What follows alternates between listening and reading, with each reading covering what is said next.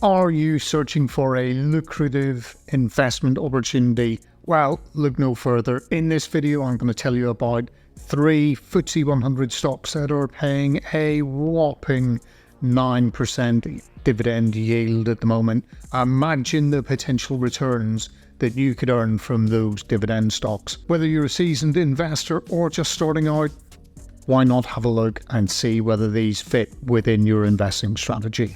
Welcome back to the channel, and if you're new here, hi, I'm Mark of Desperately Seeking Fi. What we're going to do in this video is take a quick run through these 3 stocks, and the 3 stocks I'm going to talk about are M&G, Phoenix Group and Vodafone. What we'll do is we'll have a quick look and put them head to head and have a look at some very simple financials that I use to have a quick first stab and first look at a dividend stock to see whether it's something that I want to have a look at and consider putting into my investment portfolio. The simple things we're going to have a look at are the dividend yield for each of the companies, their history, so what is this streak like? Are they showing that they are growing their dividend yield over a number of years? We'll then have a quick look at the 5-year dividend growth rate, see what that looks like, then have a look at basically what has it been doing over the last year in growth wise, so what has the stock price done, and then look at the 5-year compound annual growth rate. Once we've done that, we will then have a quick roundup, and after that you can go away and have a quick look and see whether any of those actually fit the bill to come into your investment portfolio. And I'll share with you what is in my portfolio and then what I might add in the near future. Let's have a first quick look at the first company, and this is M&G, known by the ticker symbol of MNG. Its dividend yield is coming out at about 9.82%. It has a 4-year dividend history, or a 4-year streak of growth.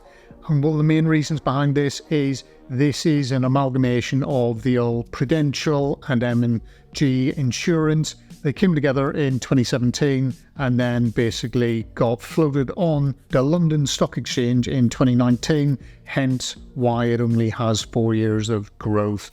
Looking at I've only used 3 years worth of data for this, but it comes out at a 20.1% dividend growth rate. Looking at a performance growth of 3.2% over the last year, but over the last 4 to 5 years, it has been looking at being down 1.8%. What's been going on? It's been quite erratic. It's been quite a bumpy time for M&G, and that can be shown in the chart. But if you think about it, savings and investments have gone through a few bumpy years over the last few years, so that is to be expected. M&G keeps dividends going, and it is forecasting to be reasonably steady over the next few years. And if we have a quick look at one of the key things from Simply Wall Street, looking at is it trading at fair value or the estimate of fair value, and that is looking at this company trading at about 32.6% below the estimate of fair value. M&G has also done some share buybacks last year, totaling about £500 million, but inflation may play an influence on the successes of this company in 2023. Let's wait and see where we are. Let's go and have a look at the Phoenix Holdings Group.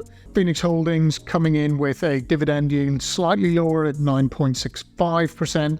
It has got a great dividend history. It has shown it has either maintained or grown its dividend yield over the past 13 years, which is good to see, and giving an acceptable dividend growth of 2.86%. However, if we look at how has it performed over the last year, it did drop sharply back in March, and it shows a drop of 12.6% over the last year. And then if we look at the 5-year compound annual growth rate, it's coming in at minus 3.8%. This stock, very similar to M&G, looking at long-term savings and insurance, and it's been quite bumpy, but there are expectations that there will be growth towards the end of the year And then let's have a look at its estimate of fair value, and this is coming in slightly lower than M&G did, but coming in at 25.7% below estimate of fair value. So once again, there is potential upside for this company as well. And then finally, let's have a look at Vodafone. And anybody who's been invested into Vodafone over the last few years will know that it's been a little bit painful. This telecoms giant is showing a dividend yield of 9.61%. Looking at history of growth of 5 years, so in 2018 it took quite a hit, and there is suggestions that this could rise to being over 10% and sort of being that largest dividend yield of the whole of the FTSE 100. So we've got a history of 5 years of growth for this company, but it's looking at a 5-year dividend growth rate coming in at just under -10%, which isn't brilliant. And that's sort of shown as well in the fact that over the last year we are down 25% in the value of the stock.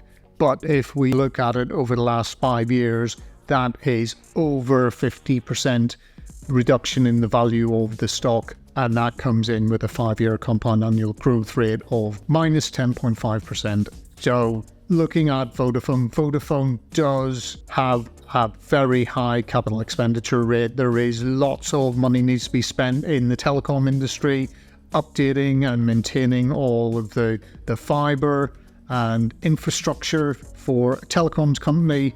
The other thing is it also carries a huge amount of debt because of all this capital expenditure, and earnings haven't been able to cover the dividend yield particularly well. So there are issues potentially with Vodafone. That high debt really does cause some worries, but looking out to 2026, there is a potential that the company could break even. So there is a potential that it may be something that people may wish to buy into.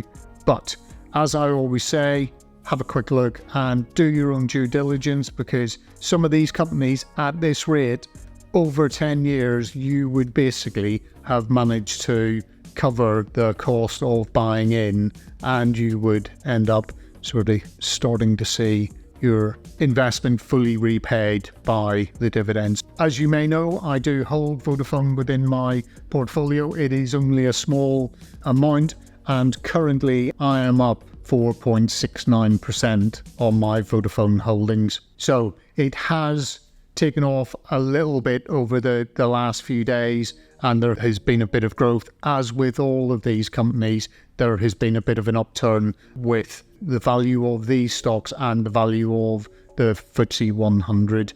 As I said, I do hold Vodafone. I probably won't be buying any more into that. I will be doing a bit more of my own due diligence into these other two companies, into M&G and also into Finnish Group Holdings, to see whether or not I will add those to my dividend stocks that I hold.